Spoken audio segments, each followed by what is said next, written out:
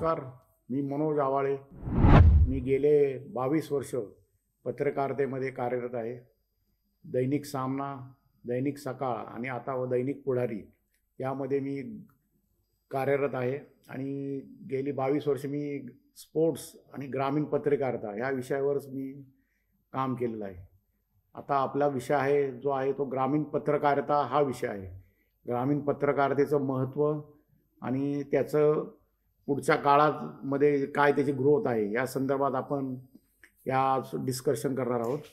ग्रामीण पत्रकारिता म्हणजे काय, हाच मुळामध्ये शहरी पत्रकार आणि ग्रामीण पत्रकारिता असा काही तसा हे नसतो, परंतु प्रत्येक वर्तमानपत्राचे एक ग्रामीण आवृत्ती वेगळी असते आणि शहरी आवृत्ती वेगळी असते. त्याच्यामुळे ते ग्रामीण पत्रकारिता आणि शहरी पत्रकारिता असे ते बायफरपेक्शन झालेलं आहे. पत्रकारिता हा मूळ हे एकच ध्येय असतं, फक्त ते ग्रामीण भागातले विषय वेगळे असतात थोडे आणि शहरी भागातले विषय वेगळे असतात.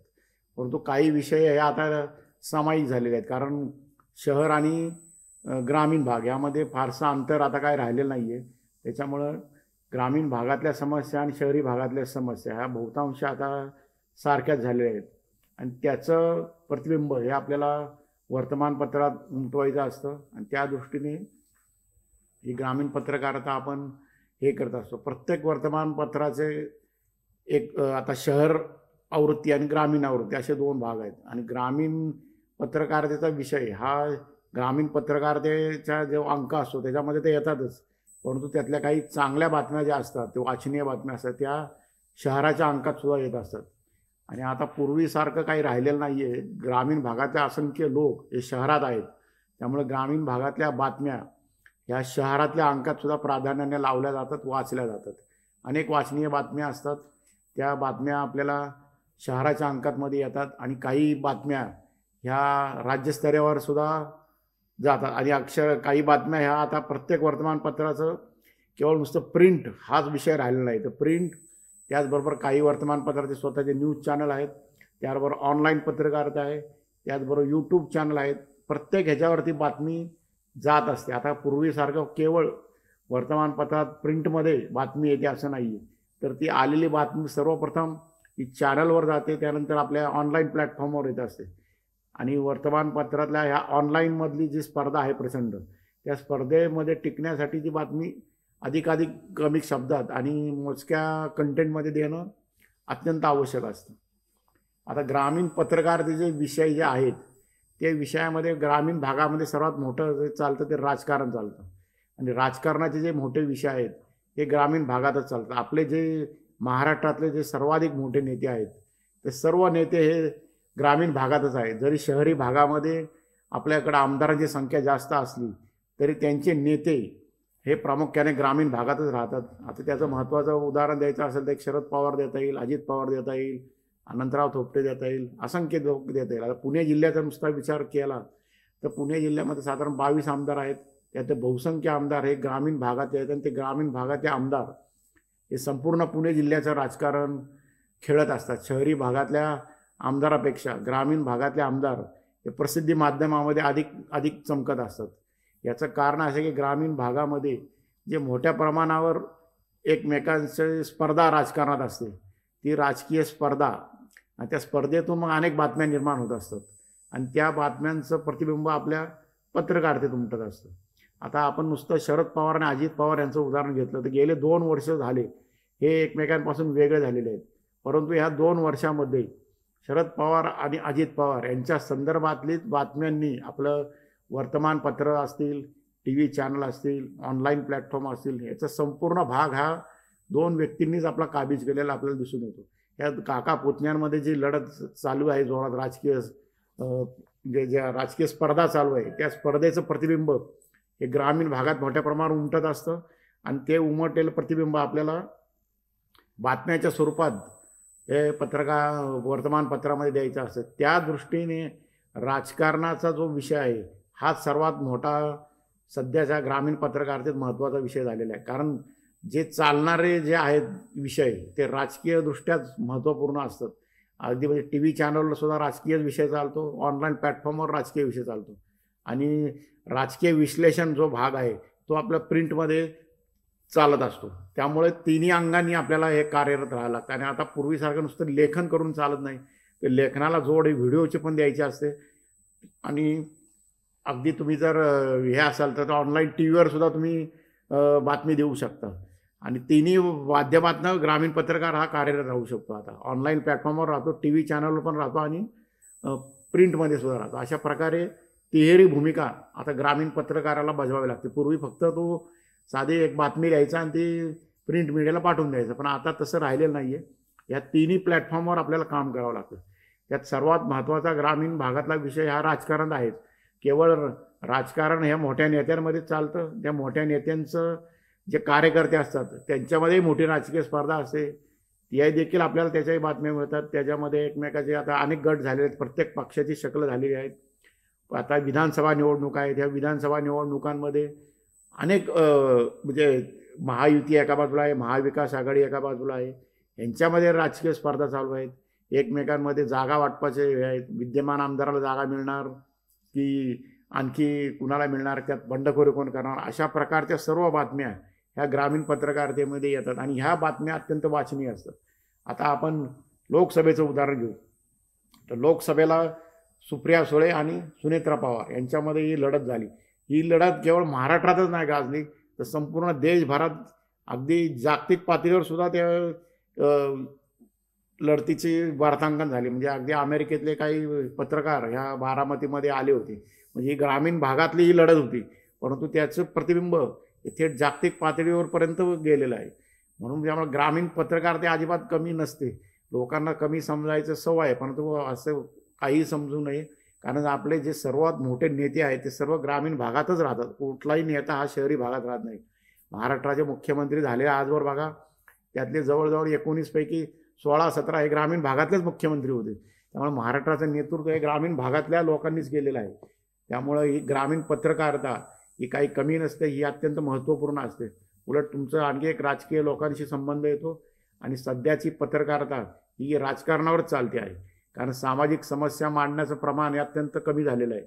आणि राजकीय वार्तापत्र, राजकीय विश्लेषण याच्यावरच सध्या सर्व जर्नलिझमचा मोठ्या प्रमाणात भर आहे. त्यामुळे राजकारणावर ज्याला फोकसिंग करता येतं त्याला मोठ्या प्रमाणावर प्रसिद्धी मिळते आणि त्याची पत्रकारिताही चांगली चालते. आणि त्या चांगली बातमी देतो राजकारणावर ती वाचनीय सुद्धा होते आणि ती विविध प्लॅटफॉर्मवर पोचली जाते. आता काय पूर्वीसारखं राहिलेलं नाही. सर्वप्रथम बातमी ऑनलाईन प्लॅटफॉर्मवर येते आणि ऑनलाईनवरून ती जाते, नंतर ती दुसऱ्या दिवशी प्रिंटमध्ये येते. त्यामुळं घडलेली घटना ही तुम्ही तातडीने देण्यासाठी कमीत कमी शब्दामध्ये किंवा ऑनलाईन प्लॅटफॉर्मला पाठवा आणि त्यानंतरची घडामोडी विश्लेषणात्मक ती प्रिंट मीडियाला पाठवा. अशा प्रकारचे राजकारण हा सर्वात ग्रामीण पत्रकाराचा आत्मा आहे असं म्हणलं तर चालेल. कारण ग्रामीण भागामध्ये राजकीय ही लढाई चालूच असते. लोकसभेच्या असो, विधानसभेच्या असो, केवळ त्याच्यावरच नाही राजकारण चालत, तर त्याबरोबर जिल्हा परिषद असते, मग पंचायत समिती असते, ग्रामपंचायत असते, नगरपालिका असतात. याचबरोबर कृषी उत्पन्न बाजार समिती असते, सहकारी साखर कारखाने असतात, त्यानंतर विविध कार्यकारी सोसायटी असतात, जिल्हा सहकारी बँक असते, त्यानंतर अनेक नागरी सहकारी बँका असतात. या सर्वांच्या निवडणुका सतत चालू असतात. आणि या ग्रामीण भागामध्ये सतत काही ना काही ह्या निवडणुका सहकारी चळवळीच्या माध्यमातून चालूच असतात. आणि याच्या बातम्या आपल्याला ह्या ग्रामीण पत्रकारितेतून द्यायच्या असतात. नुसतेच आपण जिल्हा परिषद म्हटलं तर अनेक जिल्हा परिषदेच्या कितीतरी बातम्या आपल्याला देता येतात. जिल्हा परिषदमध्ये अनेक राजकीय नाट्य चालू असतं, अनेक विकासाच्या योजना राबवल्या जातात. केंद्र सरकारकडून थेट आता ग्रामपंचायतीला थेट निधी येतो. पूर्वीसारखं आता नाही. आता 14व्या वित्त आयोगापासून 14वा 15वा आता 16वा वित्त आयोग सुरू होईल. थेट निधी जो 90% निधी आहे ग्रामपंचायतीचा निधी थेट ग्रामपंचायतीला जातो आणि उर्वरित निधी हा जिल्हा परिषद पंचायत समितीला जातो. त्यामुळे जिल्हा परिषदेचं फारसं नियंत्रण आता ग्रामपंचायतीवर राहिलं नाही आहे. ग्रामपंचायत स्वतःच्या पातळीवर अनेक कामं करू शकतात.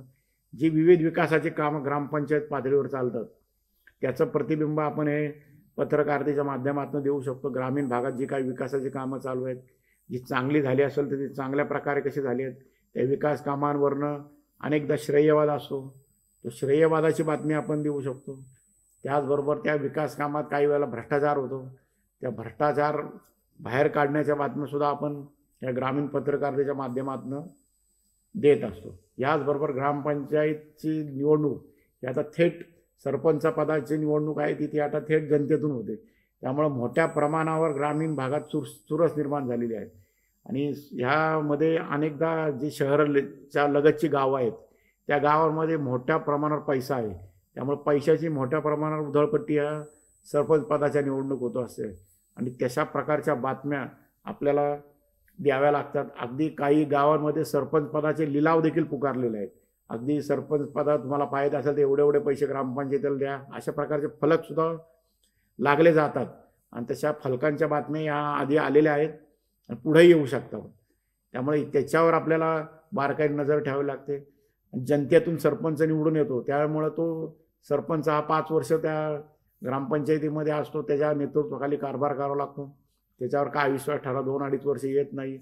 त्याच्यामुळे त्या सरपंचाच्या नेतृत्वाखाली अनेक गावांमध्ये कसा कारभार चालतो याच्या प्रकारच्या बातम्या आपल्याला देता येतात. त्याचबरोबर काही गावं अनेक विविध प्रयोग राबवतात. आता उदाहरणार्थ वाबळेवाडी शाळा जी आहे शिक्रापूर भागामध्ये आहे, त्या गावामध्ये ती जिल्हा परिषदेची शाळा आहे.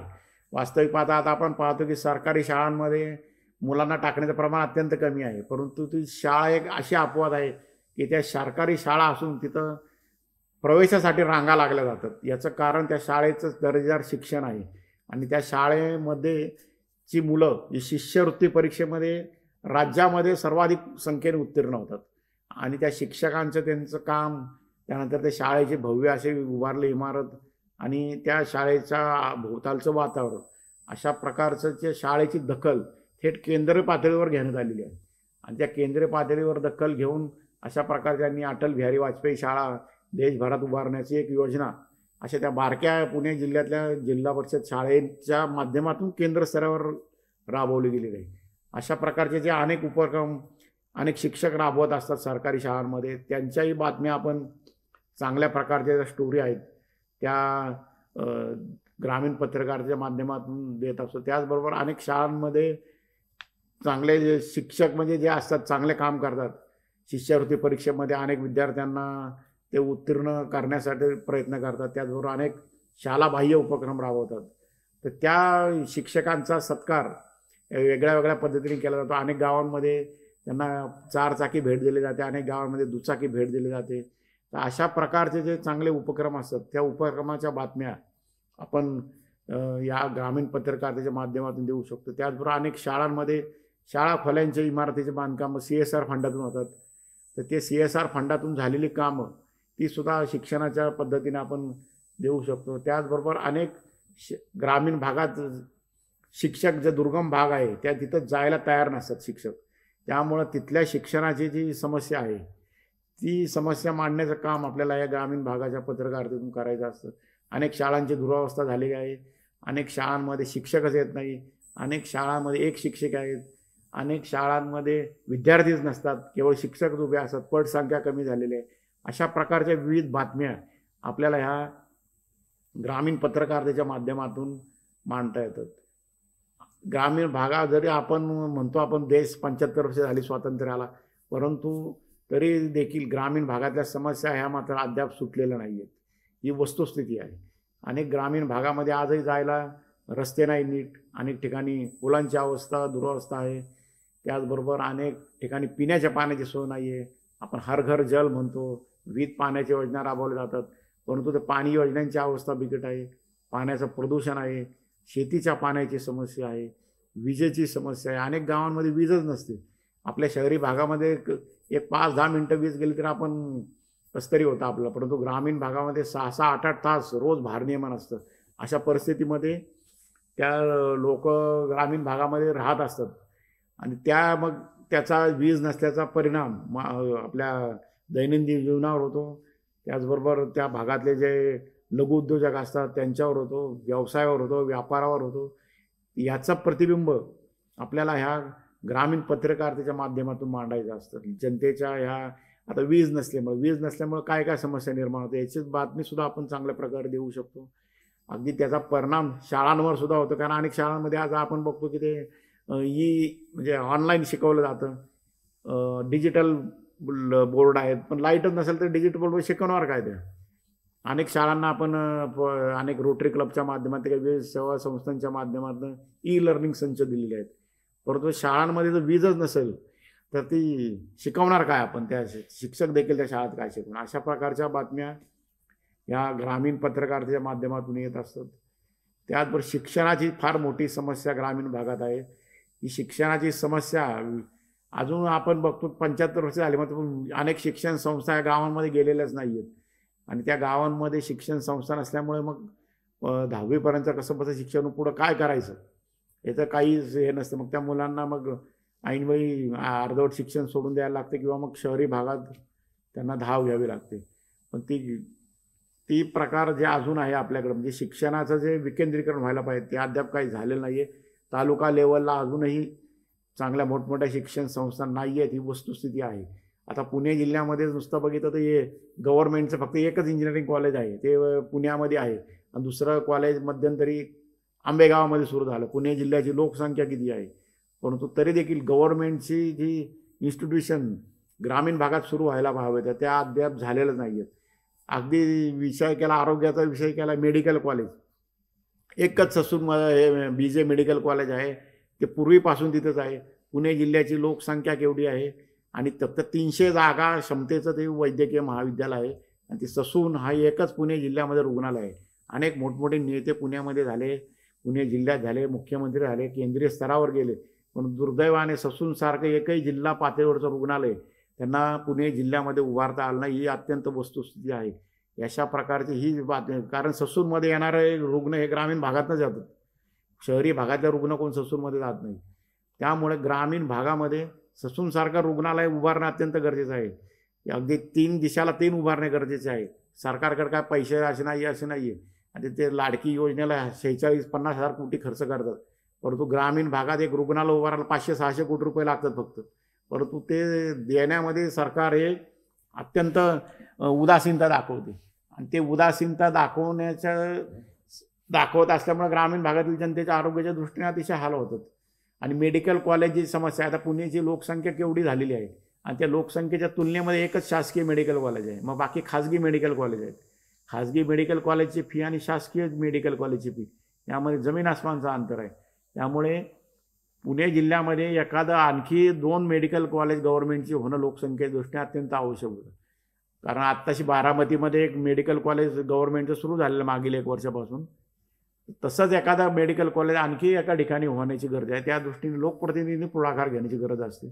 जसं ते अजित पवारांनी बारामतीत पुढाकार घेतला आणि एक शासकीय कॉलेज जे तालुका पातळीवर निर्माण केलं त्यांनी, तशा प्रकारचं दृष्टिकोन हा इतरही लोकप्रतिनिधी दाखवणे गरजेचं आहे. त्या दृष्टीने त्यांनी प्रयत्न केले पाहिजेत.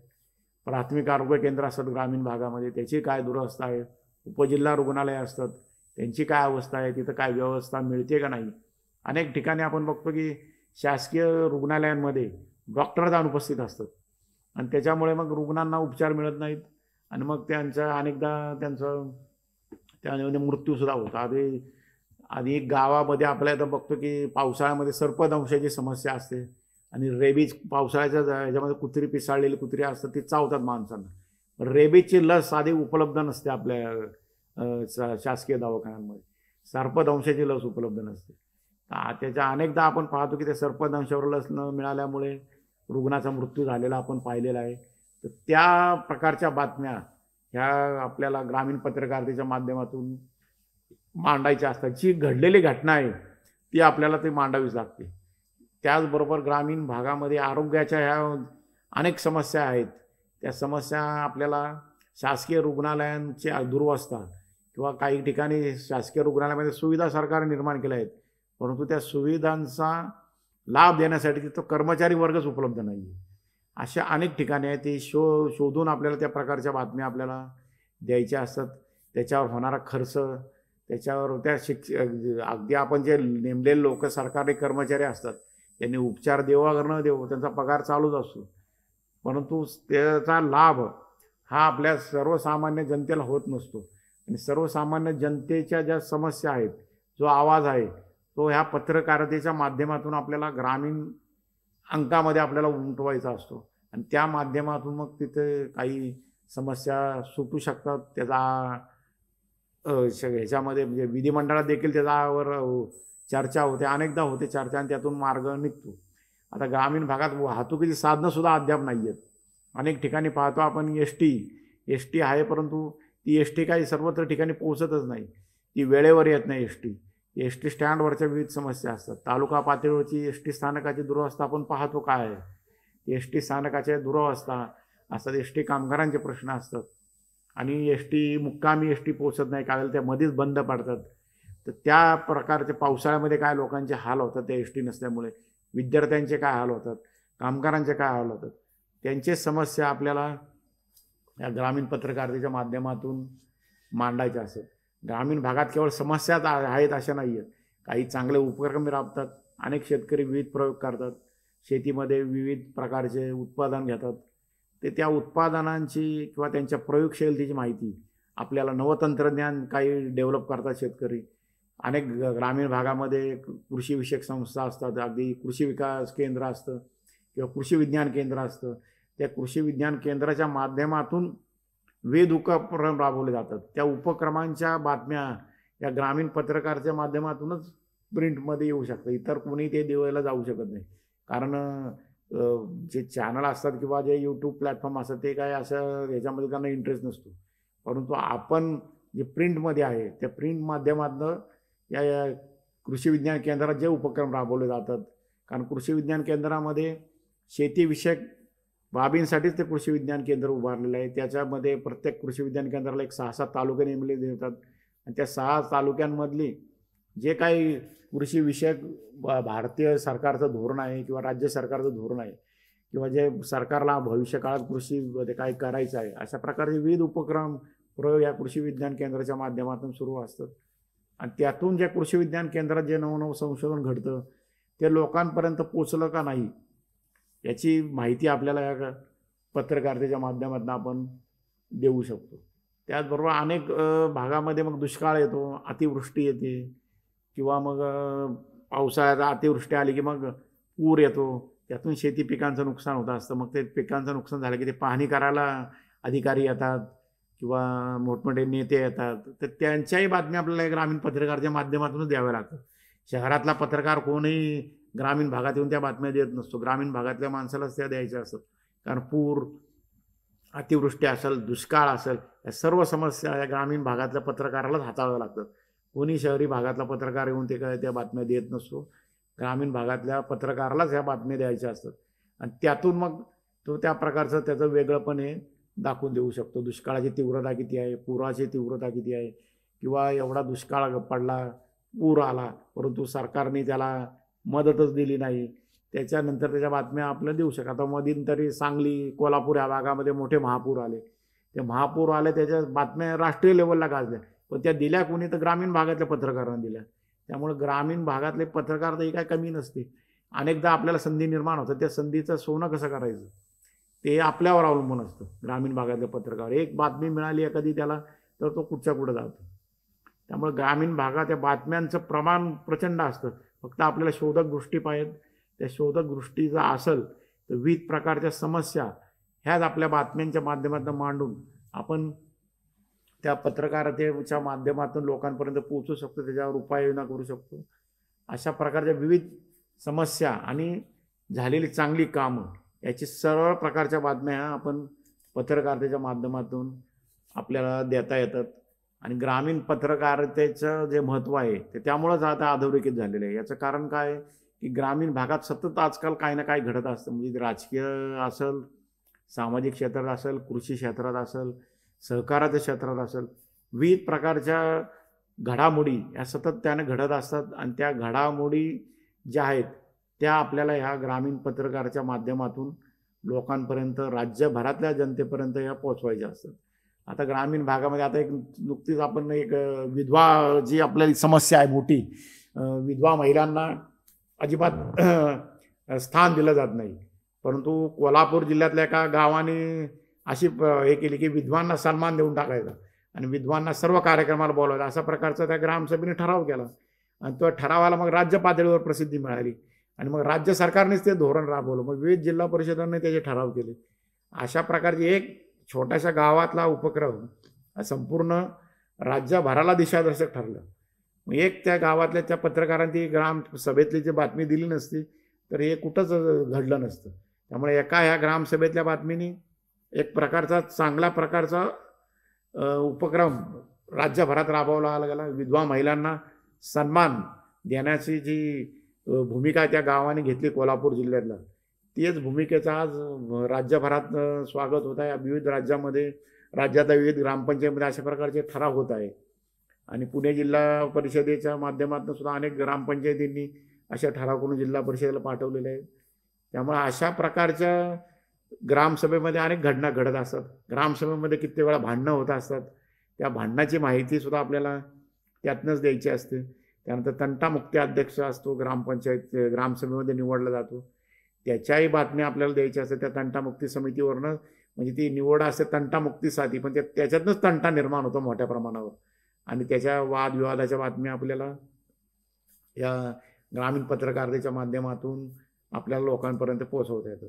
ग्रामीण पत्रकारिता हा विषय नुसता नावाला आपण ग्रामीण म्हणतो, पण तो अतिशय हे आहे म्हणजे काय व्यापक असा स्वरूपाचा आहे. कारण शहरी भागातला पत्रकार एकच बीट असतं की त्या बीटवरच तो काम करतो. म्हणजे त्याला जर क्राईम दिलं तर तो क्राईमचीच बातमी करतो, महापालिका दिलं तर महापालिका करतो, त्याला शिक्षण दिलं तर शिक्षण करतो, आरोग्य दिलं तर आरोग्य करतो. पण ग्रामीण पत्रकाराला हे सर्वच बीट एकट्यालाच करायचे असतात. त्याच्यामुळं त्याचा या सर्वच घटकांशी संबंध येतो. त्याचं ज्ञान वाढतं, त्याचा अनुभव वाढतो आणि त्या अनुभवातनं तो अधिकाधिक पुढचं हे म्हणजे अधिक प्रगल्भ होत जाऊन अनेक चांगल्या प्रकारच्या बातम्या देऊ शकतो, वाचनीय बातम्या देऊ शकतो. आणि ग्रामीण भागातल्या बातम्या ह्या आता आपण वर्तमानपत्र पाहत विविध प्रकारचे पाहत की तिथल्या समस्यांच्या बातम्यांना अगदी ठळक प्रसिद्धी पहिल्या पानावर सुद्धा मिळत आहे. म्हणजे पूर्वी तर ते अवघडच होतं मिळणं, पण आता तसं राहिलेलं नाही आहे. कारण ग्रामीण भागातला समाजही मोठ्या प्रमाणावर शिक्षित झालेला आहे. त्याच्यापर्यंत हे वर्तमानपत्र आता पोचत आहे. आणि भविष्यकाळातली वर्तमानपत्राची ग्रोथ ही ग्रामीण भागातच होणार आहे. कारण शहरी भागात इलेक्ट्रॉनिक माध्यमाचं प्रमाण मोठ्या प्रमाणात वाढत आहे. त्यामुळे शहरी भागातली ग्रोथ कमी होऊन ग्रामीण भागात ग्रोथ वाढत आहे. त्यामुळं भविष्यकाळ हा ग्रामीण पत्रकारितेत प्रिंट मीडियाच्या दृष्टीने ग्रामीण पत्रकारिता हीच महत्त्वपूर्ण ठरणार आहे. आणि ग्रामीण पत्रकारिताच प्रिंट क्षेत्रालाही मोठी दिशा देऊ शकते. कारण सध्याचा इलेक्ट्रॉनिक आणि यूट्यूब या माध्यमाचा ऑनलाईन प्लॅटफॉर्मचा प्रभाव हा प्रिंटवर पडलेलाच आहे. त्यामुळं शहरी भागातला वर्तमानपत्राचा खप हा कमी होत चाललेला आहे. परंतु ही बाब ही असली तरी दुसऱ्या बाजूला सकारात्मक बाब अशी आहे की ग्रामीण भागात साक्षरतेचं प्रमाण वाढत चालल्यामुळे वर्तमानपत्राचं खप वाढत चाललं आहे. त्यामुळं बहुतांश सगळ्याच पेपरची ग्रामीण भागात आवृत्ती आहे. आणि त्या ग्रामीण भागाच्या आवृत्तीचा जो वर्तमानपत्राला मिळणारा जो हे आहे महसूल, तो सुद्धा खूप मोठा आहे. त्याच्यामुळं प्रत्येक वर्तमानपत्राचं ग्रामीण भागातल्या आवृत्तीवर एक विशेष लक्ष असतं. त्यामुळे ग्रामीण भागातल्या पत्रकारितेला काही कमी कारण नाही आहे. ग्रामीण भागाच्या पत्रकारितेसाठी प्रत्येक वर्तमानपत्रामध्ये एक स्पेशल विभाग निर्माण केलेला आहे. त्याच्यातही मोठ्या प्रमाणावर कर्मचाऱ्यांची भरती असते आणि ते त्याचं काम करत असतात. ग्रामीण भागाच्या आवृत्तीला स्वतंत्र संपादक असतो आणि त्याच्या खाली एक कर्मचाऱ्यांची एक मोठी उपसंपादक, वृत्त संपादक असेल, सगळ्यांची एक टीम असते. आणि ती टीम तुमच्या आलेल्या बातम्या चांगल्या प्रकारे करून त्या प्रिंटमध्ये छापत असते आणि ते तुमच्यासमोर आणत असते. त्यामुळे ग्रामीण पत्रकारिता हा मुद्दा अतिशय म्हणजे काही वेळाला वाटतं आपल्याला ग्रामीणमध्ये काम करतो कमीपणाचं आहे. अजिबात कमीपणाचं नाही. ग्रामीण भागातल्या पत्रकाराचा सर्वाधिक महत्त्व प्राप्त झालेलं आहे. कारण ग्रामीण भागातल्या पत्रकाराचा थेट संपर्क या राजकीय नेत्यांशी असतो, शासकीय अधिकाऱ्यांशी असतो, पोलीस अधिकाऱ्यांशी असतो, शिक्षण अधिकारी असतो, वैद्यकीय अधिकारी, या सर्वांशी त्याचा थेट संपर्क येत असतो. त्यामुळे त्याचं जनसंपर्क हा मोठा असतो आणि त्या जनसंपर्काच्या माध्यमातून चांगल्या प्रकारच्या बातम्या तर येतातच. त्याचबरोबर वर्तमानपत्र चालवण्यासाठी जो आवश्यक म्हणजे रेव्हेन्यूचा भाग असतो जाहिरातीच्या माध्यमातून, तो सुद्धा भाग ग्रामीण भागातले पत्रकार उचलत असतात. अनेक पत्रकारांचा मोठा व्यवसाय आहे जाहिरातीच्या माध्यमातून होणारा. आणि त्यामुळं ग्रामीण पत्रकारितेचं दिवस हे नक्कीच चांगले आहेत. भविष्यकाळात ही पत्रकारिता ग्रामीण भागात वाढणार आहे आणि त्या दृष्टीने विविध विषय आपण स्वतःहून नवीन निर्माण केले पाहिजे. आता पूर्वी किल्ले होते ग्रामीण भागामध्ये, आता किल्ल्यांमध्ये कोण जायचं नाही. पण आता दर रविवारी आपण बघतो सिंहगडवर किती गर्दी झाली, राजगडवर किती झाली, तोरणावर किती झाली, लोहगडवर किती झाली, ते हरिश्चंद्रगडावर काय प्रकार घडतात, त्यानंतर कोण तिथे जंगलात अडकतं, त्याच्या प्रकारच्या बातम्या आपण देतो. आणि त्या बातम्या केवळ वर्तमानपत्रातच येत नाही, तर त्या ऑनलाईन माध्यमाला सुद्धा मोठ्या प्रमाणात चाललं. मध्यंतरी आपण बघितलं की लोहगडावर अचानक इतकी गर्दी झाली की आतल्या माणसाला बाहेर जाता येईना, बाहेरच्या माणसाला आत येता येईना. परंतु ही बातमी तिथल्या आता मोबाईलवर लोकांचे असतात, ते लगेच पाठवतात आपल्याला. आपला त्यांच्याशी संपर्क असतो, तिथून ते बातम्या घडतात आणि त्यांचे व्हिडिओ शूट घेऊन आपण ती बातमी ऑनलाईन प्लॅटफॉर्मला पण टाकू शकतो. अशा प्रकारचे जर आपला संपर्क असेल मोठ्या प्रमाणावर, तर आपण त्या प्रकारच्या बातम्या देऊ शकतो. आता सिंहगड किल्ल्यावर सातत्याने वाहतुकीची कोंडी दर रविवारी आपण बघतो. सिंहगड किल्ला, पानशेत परिसर, खडकवासला परिसर, हे सर्व ग्रामीण भागामध्ये होतं. हे ग्रामीण भागात ते पत्रकाराच्याच बातम्या असतात. तोरणा किल्ल्यावर किती गर्दी झाली, त्या किल्ल्यावर अपघात घडतात, एखादा माणूस दरीतनं खाली पडतो, मग त्याला वाचवण्यासाठी रेस्क्यू ऑपरेशन असतात. ती सर्व रेस्क्यू ऑपरेशनच्या माहिती आपणच देत असतो. ग्रामीण भागातली जी धरणं आहेत, ती सर्व शहराला किंवा शेतीला पाणी पुरवठा करणारी धरणं आहेत, ती सर्व ग्रामीण भागातच आहेत. मग त्या धरणामध्ये पाणीसाठा किती झाला, धरणातनं विसर्ग किती केला, धरणातला विसर्ग केल्यामुळे पूर किती आला, याच्या सर्व प्रकारच्या बातम्या ह्या ग्रामीण पत्रकारितेतूनच येत असतात. आणि त्यामुळे त्याचा प्रभाव हा शहरी भागावर पडतच असतो. आणि त्या प्रकारच्या ज्या बातम्या आहेत या सर्व ग्रामीण पत्रकारितेतूनच येत असतात. त्यामुळे धरण, तलाव असतील, पाझर तलाव असतील, कॅनॉल असतील, विहिरी असतील, या सर्व प्रकारच्यातलं बातम्यांचं हे आहे. आता की भूजल पातळी वाढली पावसामुळं आणि कमी झाली, या दोन्ही प्रकारच्या बातम्या आहे. पावसाळ्यामध्ये भूजल पातळी वाढली म्हणून बातमी येते, उन्हाळ्यामध्ये भूजल पातळी कमी झाली म्हणून बातमी येते. त्याचबरोबर प्रदूषणाचा प्रश्न आहे. काही वेळेला हे अनेक शहरी भागातलं सांडपाणी, कारखान्यातलं पाणी हे सर्व नदीपात्रात सोडून दिलं जातं आणि ते पुढं जाऊन ते पुढच्या धरणांमध्ये साठतं. आणि त्या प्रदूषणामुळे अनेक आजार निर्माण झालेले आहेत, भूजल पातळी घटलेली आहे, शेतीवर दुष्परिणाम झाले आहे, जनावरांच्या पाण्यावर त्याचा दुष्परिणाम झाला आहे, जलचर सृष्टीवर त्याचा दुष्परिणाम झाला आहे. या सर्व प्रकारच्या बातम्या आपल्याला ग्रामीण पत्रकारितेतून येतात. अगदी प्रदूषण नियंत्रण मंडळ जे आहे, या प्रदूषणावर नियंत्रण ठेवण्यासाठी ते प्रदूषण मंडळ काय करतं नेमकं, हे आपल्याला ग्रामीण पत्रकारितेच्या माध्यमातूनच मांडावं लागतं. कारण प्रदूषण मंडळ असतं शहरात, परंतु त्याचा दुष्परिणाम हा ग्रामीण भागामध्ये होत असतो. पण ते संचालक तिथपर्यंत पोहोचतात का नाही, त्या कारखान्यावर कारवाई काय करतात किंवा काय उपाययोजना करतात, उपाययोजना करायला लावतात का नाही, का त्यातनं आणखी त्यांचे काय लागेबंधे निर्माण होतात. अशा प्रकारच्या बातम्या आपल्याला ह्या ग्रामीण पत्रकाराच्या माध्यमातूनच द्याव्या लागतात. आणि ही ग्रामीण भागातल्या ज्या विविध प्रकारच्या समस्या आहेत, त्या समस्या मांडण्याबरोबरच विधायक पत्रकारिता सुद्धा आपण ग्रामीण भागातून करू शकतो. जे चांगली कामं झालीत ती सुद्धा मांडू शकतो आणि ज्या समस्या आहेत त्याही मांडू शकतो. दोन्ही प्रकारच्या बातम्यांमध्ये आपल्याला समन्वय साधून काम करायचं असतं. आपल्या वरिष्ठ जे सांगतील त्यानुसार आपल्याला तो समन्वय साधून कुठल्या प्रकारच्या बातम्या करायच्या ते काम करायचं असतं.